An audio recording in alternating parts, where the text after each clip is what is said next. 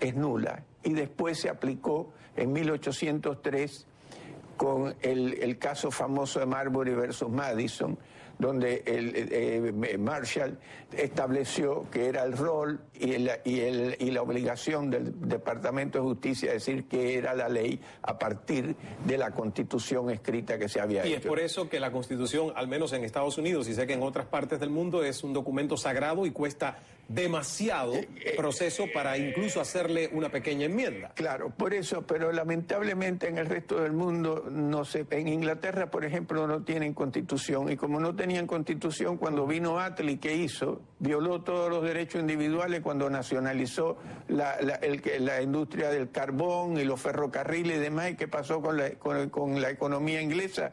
Que tuvo que venir la Thatcher para rescatarla 30 años después. ¿Por qué?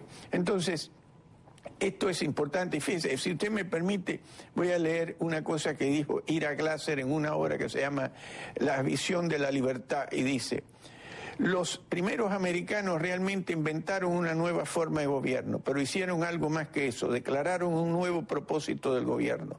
Ese nuevo propósito era la protección de los derechos individuales. Ningún gobierno nunca antes había sido creado primeramente con ese propósito. Antes de 1787 el rol de gobierno se suponía que debía ser la aplicación de un consenso comunitario dirigido a hacer a los ciudadanos virtuosos y morales. Pero los primeros americanos cambiaron todo y fundamentalmente redefinieron la relación legal entre el individuo y la comunidad. Y Ayn Rand dice algo que también en los Estados Unidos fueron la primera sociedad moral en la historia. Todos los sistemas previos habían visto al hombre como un medio sacrificable a favor de los fines de los demás y a la sociedad como un fin en sí mismo. Los Estados Unidos consideraron al hombre como un fin en sí mismo y a la sociedad como un medio para una coexistencia pacífica, ordenada y voluntaria de los individuos. Y esto, lo que crearon los Estados Unidos fue cambiar la historia del mundo. Fueron determinantes de ese cambio que hubo en la historia del mundo, y no se conoce, y hoy casi diría que se está olvidando en los propios Estados Unidos. Claro, porque de ahí le iba a decir que Estados Unidos, por ejemplo, si podemos analizar el resultado del índice de democracia del 2011 de The Economist, Estados Unidos, creámoslo o no, está en el lugar 19, muy por debajo de otros países en cuanto a este índice de democracia. Por supuesto, Noruega está de primero, Dinamarca de tercero, Suiza, Nueva Zelanda, Australia, Canadá de octavo, y viví en Canadá y atestigo de que es un país que me parece una mezcla de capitalismo con socialismo, algo. Uruguay está en el 17 y Estados Unidos en el 19. O sea, Estados Unidos hoy por hoy no es el mejor paradigma del mundo en cuanto al sistema democrático. Pero quiere que le diga una cosa, el problema pasa porque hay definiciones diferentes de la democracia. La democracia del rule of law es una y la democracia mayoritaria es otra. Y los Estados Unidos esto lo tuvieron muy claro para que no se violaran los derechos individuales. Si usted, porque tiene una constitución hecha, permite legalmente nacionalizar y demás, es democrático también, pero ¿qué pasa? Es una destrucción de la creación de riqueza. Mire, Europa está con una crisis enorme, ¿verdad? Y la gente dice que es la crisis del capitalismo. No, es la crisis del socialismo. ¿Sabe cuánto es el gasto público en los países de Europa? Entre cerca o más del 50% del Producto Bruto. Como dice Gilder en un libro que recomiendo también, que se llama Riqueza y Pobreza, dice, el gasto público no forma parte del producto, sino forma parte del costo del costo de producir. Bueno, justamente lo que está tratando de hacer el nuevo presidente español, Mariano Rajoy, de justamente recortar ese gasto público. ¿Pudiera ser ese el camino, o usted ve que la tendencia en Europa sería irreversible? Mire, el problema es que hay dos procesos acá. Hay uno que tiene que ser la política monetaria, porque usted no puede dejar caer a los bancos, porque si deja caer a los bancos pasa lo que pasó en la década del 30 en Estados Unidos.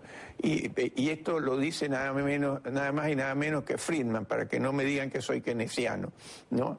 Y dice, ante la crisis, ¿no?, hay que hacer que los bancos conviertan sus activos en efectivo. Y para esto no es que se cambien de un banco para otro, sino que habrá que crear dinero. O sea que Friedman, el monetarista por antonomasia, se dio cuenta que en un momento de la historia, cuando uno tiene sistemas bancarios de reserva fraccionaria, como dice él, la mentira del mundo es decir que usted tiene un depósito en el banco. Usted no tiene un depósito, usted tenía un crédito, porque el banco la plata suya ya la prestó. ¿Te das cuenta?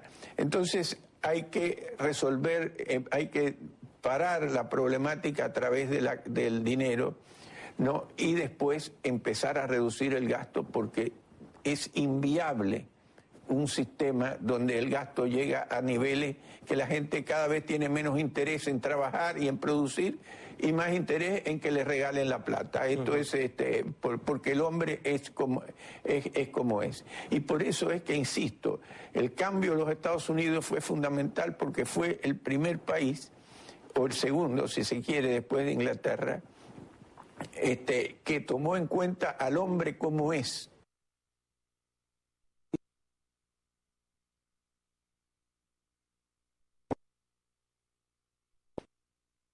El socialismo y la concentración de poder son frutos del mismo suelo, porque lógicamente si usted tiene el derecho a repartir, tiene el derecho a quitar, y donde hay el derecho a quitar, ahí no hay derecho de propiedad, y donde no hay derecho de propiedad no hay creación de riqueza. Y esto lo vamos a ver con Europa, porque vamos a analizar la crisis, porque es importante saber cuáles son las causas de la crisis europea y la causa de la crisis americana. Son totalmente diferentes. Vamos a hacer una pausa y cuando regresemos nos explica las causas de la crisis de Europa, la de la crisis de Estados Unidos. Obviamente hay muchos más comentarios a través de las redes sociales y vamos a leer algunos de los que ustedes siguen enviándonos a través de @CalaCNN en Twitter y en Facebook. Ana Asiloe, el capitalismo comprende un conglomerado de inversión empresarial y humanística de mayor proyección. Gracias, Ana, por tu comentario. Veamos otro de Tamara Fuenmayor. Dice, socialismo es quitar a los que tienen para darle a los que no. El capitalismo es reproducir a los que tienen y los que tienen. Gracias por los comentarios. Repito, ahí pueden seguir escribiéndonos en @CalaCNN y seguirnos también. Muchísimas gracias, que nuestra comunidad ya va por 217,000 asociados y esperamos seguir creciendo como siempre. Volvemos enseguida con Armando Rivas.